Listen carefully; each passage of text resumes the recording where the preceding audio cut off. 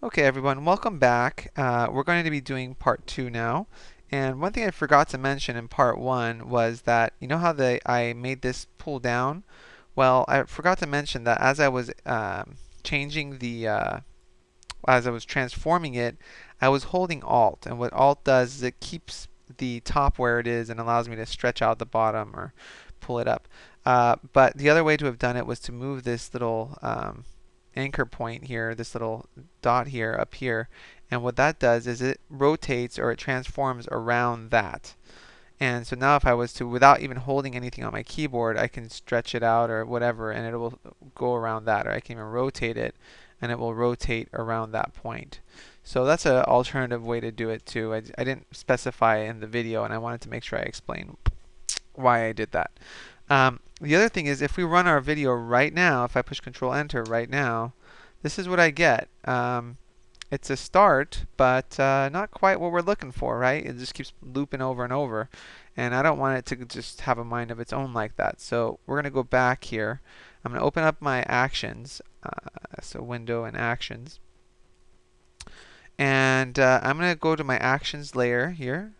So click right there on frame 1 and type in stop. Now what that will do, if I run my movie again, is it'll stay here. Now I need to create some kind of action for the pull down menu to fall down. So let's do that part. That's going to be the focus of part 2. So to do that, we're going to make a transparent button. A button that's there, but you can't see it. Because really, this is our button, right? This is our button. But we wanted it to be a movie clip. Why? Because we wanted to make that cool pull down menu. So what we're going to do is we're going to make another button on the top of it that's transparent.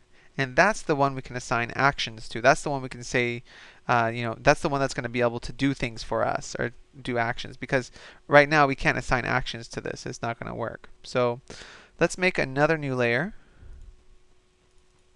Transparent button. And what I'm going to do is I'm going to go over here to my rectangle tool. And I'm going to choose the rectangle. The color is unimportant. Just pick any old color.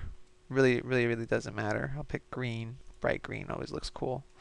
And I'm going to draw a rectangle right on top. Make sure you're on the correct layer. Just like that. After I've done that, center it up here a little bit. After I've done that, I'm going to right click this and convert it to a symbol. The symbol is going to be a button. And I'm going to call it transparent button and click OK. So now what I can do is double click on my transparent button. I can do it from here or I can do it from the library. It's easier if you just do it from here. So I'm just going to double click it from here and now we are inside the transparent button. Everything else should fade away. So we're actually only editing our transparent button. How can we make it be there without us seeing it? Well, we're just going to take the keyframe that has the picture of the button on it and put it under hit. And now on the up, over, and down, you can't see it because they're blank. And then it's only there for hit. That's where the action is going to be happening. So if I go back down to pull down menu, you'll see that the color is going to change. It becomes this kind of weird bluish color. The awesome part about that is now I can click this button and I can assign actions to it.